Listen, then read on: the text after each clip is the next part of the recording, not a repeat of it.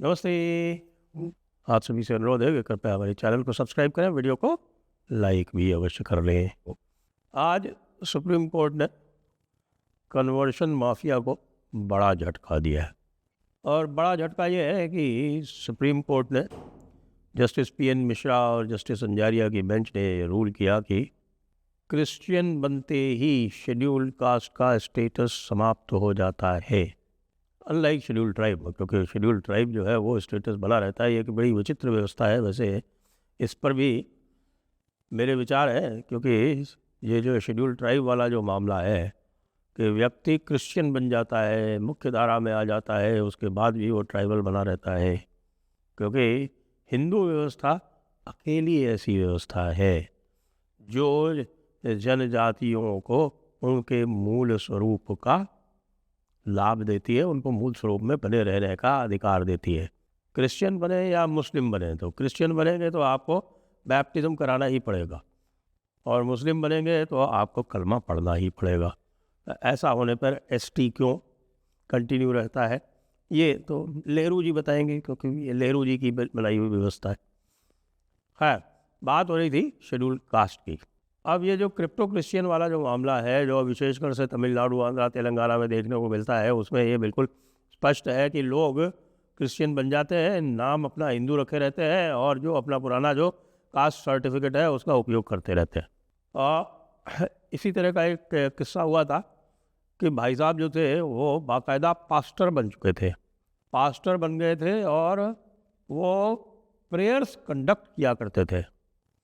और prayers conduct करने के बीच में जब हिंदू ग्रुप्स ने, हिंदू संगठनों ने उनको चुनौती दी और वहाँ जाकर लोगों को उस प्रेयर के जाल में फंसने से रोका, तो भाई साहब ने SC/ST एक्ट में केस दर्ज करा दिया। SC/ST एक्ट में केस दर्ज करा दिया एक क्रिश्चियन पास्टर ने। क्यों? क्योंकि वो अपने पूर्वाश्रम कह लें भाई, हमारा जो भारतीय संस्कार या भारतीय परंपरा का जो शब्द है, तो वो अपने पूर्व धर्म में शेड्यूल कास्ट हुआ करते थे। तो पूर्व धर्म का शेड्यूल कास्ट, उन्होंने कहा कि मैं तो शेड्यूल कास्ट ही रहूँगा, भले ही क्रिश्चियनिटी में कोई जात ही ना हो।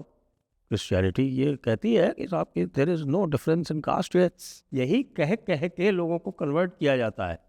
जब कन्वर्ट करने जाते हैं तब ये कहते हैं कि या क्रिश्चियन बन जाओ, देखो यहाँ तुम शेड्यूल कास्ट हो, यहाँ तुमको बड़ा ही उत्पीड़न झेलना पड़ता है, यहाँ तुमको बड़ी नीची दृष्टि से देखा जाता है, लेकिन तुम क्रिश्चियन बन जाओगे तो तुम सब एक हो जाओगे। हालांकि जो ग्राउंड रियलिटी है वो बिल्कुल अलग है। ऐसा कह के तो पहले ये जो पास्टर्स हैं ये कन्वर्ट कराते हैं। पंजाब में भी यही हो रहा है और इस तरह के धोखाधड़ी करके पहले कन्वर्ट करा लेते हैं और उसके बाद फिर उनसे 1/10 हिस्सा उनकी इनकम का वसूलना शुरू कर देते हैं, जिसको टाइथ बोलते हैं। तो वो टाइथ की वसूली भी होती, लेकिन कहते तो अपना SC सर्टिफिकेट जो है उसको रखो और उसका उपयोग करो, नाम मत बदलो, बस हमको टाइथ देते रहो और हम तुमको कास्टलेस कर देंगे। यानी कास्ट का उपयोग भी करो और कास्टलेस भी हो जाओ। बड़े मज़े की बात है। तो इसके ऊपर फिर आंध्र प्रदेश हाई कोर्ट में मैटर गया। आंध्र प्रदेश हाई कोर्ट में मैटर में ये दिखाया गया कि जो व्यक्ति है वो स्वयं पास्टर है, वो स्वयं प्रेयर्स कंडक्ट कर रहा है और लोगों को कन्वर्ट कर रहा है। आंध्र प्रदेश हाई कोर्ट ने इस एविडेंस से संतुष्ट होते हुए ये रूल कर दिया कि भाई अगर आप कन्वर्ट हो चुके हैं तो आपको फिर शेड्यूल कास्ट का लाभ नहीं मिल सकता। इस पर पास्टर महोदय जो है वो सुप्रीम कोर्ट पहुंच गए। वैसे मैं बता दूं कि हमारे जो क्रिश्चियन भाई लोग हैं जो जोर जोर से चिल्लाते हैं और हिंदुओं को उनकी जाति व्यवस्था के लिए दोषी ठहराते हैं, वो कहते हैं कि caste system is the most iniquitous system in the world. भले ही आजकल कोई जाति व्यवस्था का कोई किसी भी प्रकार का कोई अवशेष ना बचा हो, लेकिन उसको जो है ये क्रिश्चियंस, ये लिबरल्स, ये बराबर उठाते रहते हैं और बराबर ये कहते रहते हैं कि साहब के ये शोषित वंचित कभी 2000 साल फिर 5000 हो जाता है, हो सकता है 1 लाख वर्ष भी हो जाए, और उसकी कोई गारंटी नहीं है। एट्रॉसिटी लिटरेचर बनाते हैं। इसी एट्रॉसिटी लिटरेचर का मुख्य ध्येय यही होता है कि साहब की बहुत ही प्रताड़ित किया जाता है। और यही बता बता के, जैसा मैंने अभी पहले बोला है, इसे बता के उनको कन्वर्ट किया जाता है। कन्वर्ट करने के बाद फिर उनको एससी का फ़ायदा देने का प्रयास किया जाता है। और बाकी एक याचिका अभी लंबित है जिसके ऊपर एक आयोग बना दिया, बालाकृष्णन आयोग बना दिया केंद्र सरकार ने, ये तय करने के लिए कि क्या भाई जो शेड्यूल कास्ट और शेड्यूल ट्राइब के विशेषकर जो शेड्यूल कास्ट के जो अधिकार है वो क्या क्रिश्चियंस और मुस्लिम्स को दिए जा सकते। वैसे मेरे मत में तो बौद्ध और सिख मत भी जो है वो बड़े गर्व से ये कहते हैं कि हमारे यहाँ जाति व्यवस्था नहीं है, और फिर भी खुशी खुशी शेड्यूल कास्ट की बेनिफिट्स उठाते हैं, खुशी खुशी। लेकिन बौद्ध और सिख मत का ये है कि भाई वो कम से कम भारतीय मूल के हैं। ये क्रिश्चियनिटी और इस्लाम तो विदेशी मूल के हैं। वैसे मेरा तो ये मानना है कि साहब कि विदेशी मूल के किसी भी रिलीजन को मान्यता मिलनी ही नहीं चाहिए।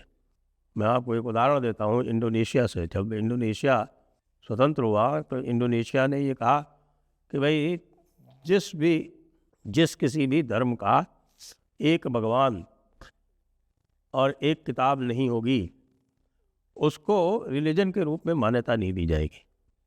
तो साहब वो हिंदू धर्म के सामने बड़ा संकट वहाँ पर उत्पन्न हो गया।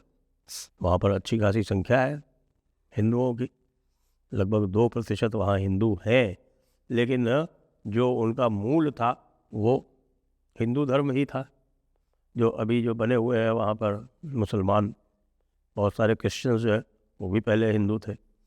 तो हिंदू और बौद्ध की वहाँ पे बड़ी संख्या है। तो हिंदुओं के सामने ये संकट उत्पन्न हो गए।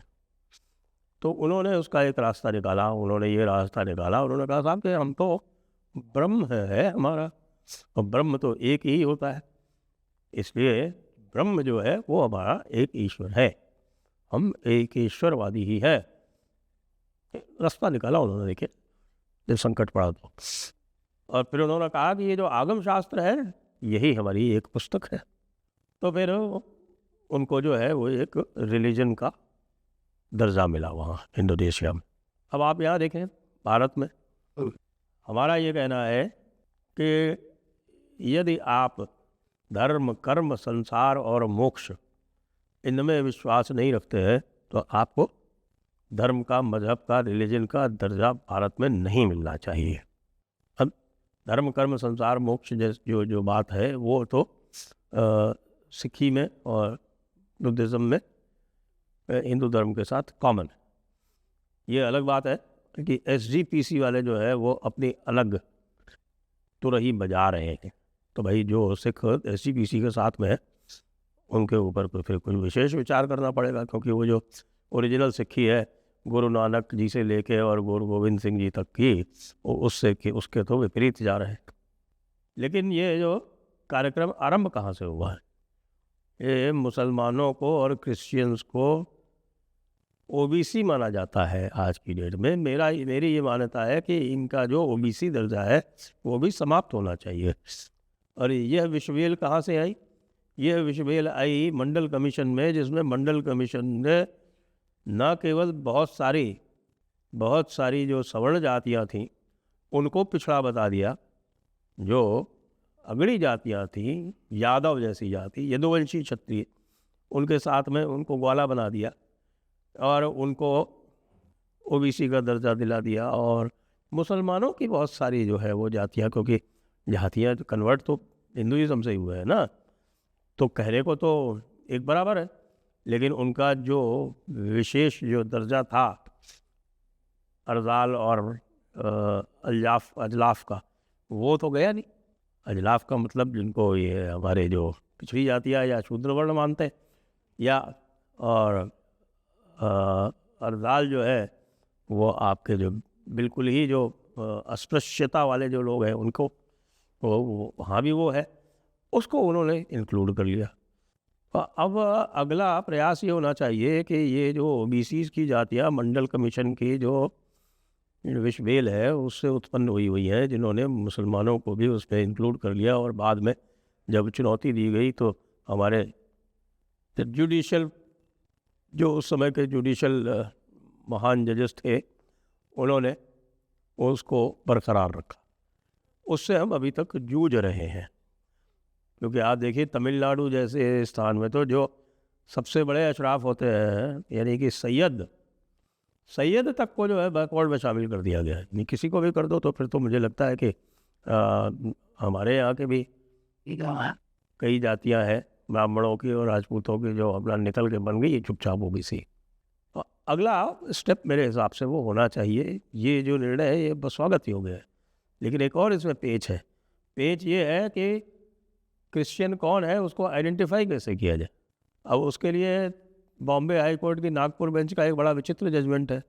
वो कहते हैं कि साहब कि कोई जब तक क्रिश्चियन सर्टिफिकेट नहीं हो उसके पास क्रिश्चियन का, तब तक वो क्रिश्चियन नहीं है। होना उल्टा चाहिए, होना इसका ठीक उल्टा चाहिए कि उसके पास यदि हिंदू होने का सर्टिफिकेट नहीं है या किसी ने एससी का कोई पुराना सर्टिफिकेट है और उसको कैंसिल कर दिया गया है, तो फिर उसको प्रूव करना पड़ेगा, बर्डन उसके ऊपर होना चाहिए कि वो प्रूव करे कि वो हिंदू है।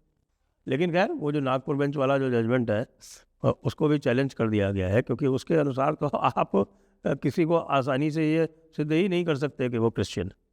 एक अच्छा निर्णय है और इसके अतिरिक्त भी और जो भी आवश्यकता है तो उसमें भी हम प्रयास करेंगे कि उनमें भी और इससे भी, इस अच्छे निर्णय से और आगे चल के और भी कई और अच्छे निर्णयों की आवश्यकता है, वो भी हमें मिले। जय हिंद, जय भारत, वंदे मातरम।